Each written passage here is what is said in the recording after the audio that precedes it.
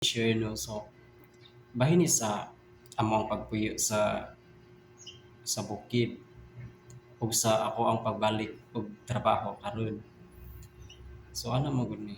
Actually dili man ta kinahanglan mo explain kay nganong murag usik ra oras, diba? So ana lang gyud time nga murag kinahanglan nato sila tubagon or subhon. Kay actually is before me from Manila mi, so ni pa before mi ni uli og Cebu, so ginausapan na namo sa akong Paris. I mean istoryahan na mo daan. So amo ning gisabutan nga unsa man muuli sa tag Cebu. So ato lang sa tapabukid sa ta. So actually is ako dili man miingon nga maproblema kay ang trabaho na am jud kanunay. Gusto ko na to makakatrabaho man jud ta. Naay jud daghang trabaho. So nakadepende naman yun na sa tao nga kung asa sa siya. So amo ang ginaon na so pila na may ka years trabaho, pila na ka tuig yun na ba. So naka-decide mi nga pabukid sa ta. Yun na. Karon kay pag abot na mo so ikaw na moabot ka sa bukid. Ikapot ni mo question na pud ka sa mga tao wala na rin ka na trabaho. Nganong naguna naman ka.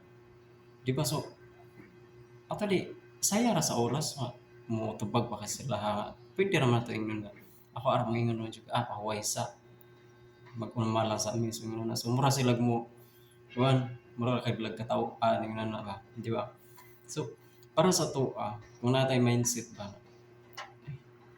okay ra man ubot na unaon kay kadaghan mga kanaang mga didugay sa trabaho after pila nila ka years sa trabaho nagkunaon na sila sige pahuway ang lisod kung ipahuway ka ni uli kag probinsya nga nagtungok ra ka nag-standby ra ka wala kay gi buhat so kami before mi ni adto amo ana nagsabutan daan na sige ana ay siko ana maguna lang sa ta since natay katamnan sa akong lula nga yuta so magtanom sa ta iso i-try na to so karon kung naa ka sa bukid is lisod pud pag abot sa financial walay kwarta maabot nimo adlaw-adlaw.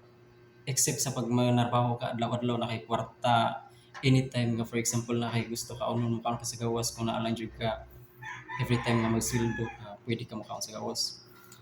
Pag abot sa mga gusto nimo nga butang nga basta afford lang nimo kinahanglan ka carry ra ni nga paliton so mabuhat nimo. So sa bukid lisod so kinahanglan ta nga wa man tay adlaw-adlaw nga income. So ang buhaton naman is magtingog bugas kung naay kaya makapalit og isda-isda kay di naman na siya actually ang isda is imo na siya ipaksil. So pwede na siya maabtan 3 days. Mga 3 days na so tinan na mo siya mahurot pwede na siya na mo kanagulay samot na mostly sa mua is dili basta-basta ka maka lugsong sa ubos maabtan pa kag pila ka minutes nga dili lalim sa kakanaog di ba so ang imong isa ka kanaog pwede pa na nimo mabuhat dito sa amua. So karon sa akong pagbalik og trabaho, daghan sa kay question.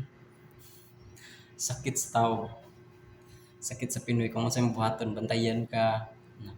So sa akong pagbalik og trabaho karon so mao ni balik ko daghan na pud kayo karong mga message, di balik di kay trabaho, di pa naguna naman unta ka ano. Ano na, sure na jud ka ang trabaho pagbalik. So dili ko kinahanglan ma-explain sila ano di ba?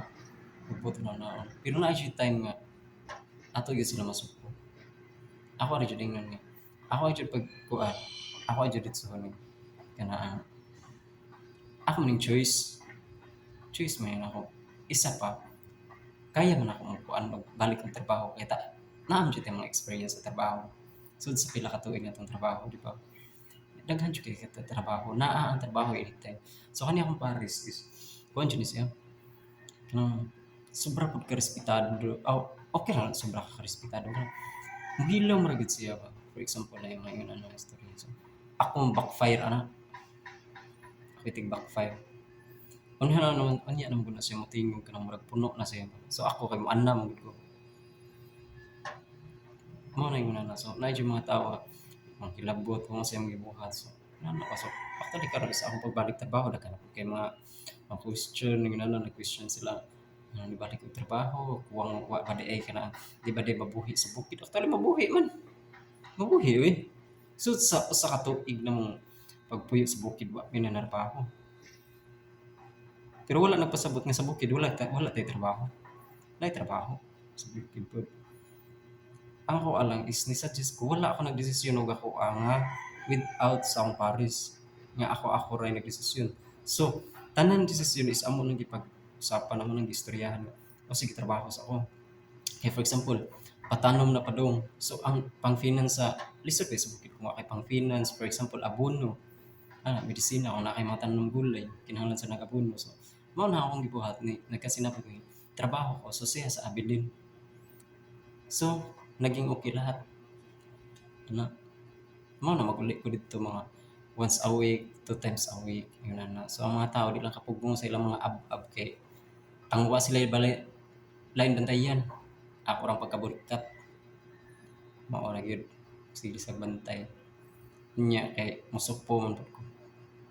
Balita man pud ta. Di man pud ta pa lupig niya ako ang pares. Wa man kayo may kuan similarity pag-abot anang kabutasan kay siya hilumon pero mukuan to siya mudas-das pud to pero kung puno na kay das-das man ko kanunay basta imong tira backfire pud ko yun ana na basta naa lang ta sa atong katong pero dili ko kinahanglan mo-explain sa kanang mga tao nga daghan kay pangutana ano ma-explain man ko kinsa mo wa mo may ambag sa akong kinabuhi di ba nani kamot mi gamuha wa man mi gitamakan amo ang kinabuhi among di siguro yun ana so karon trabaho tag balik sa akong pares sa pilin sa bukid siya sa dito ako sa diri sama gud nimo nagtan-aw ka na kadiha nasad ko diri ba lain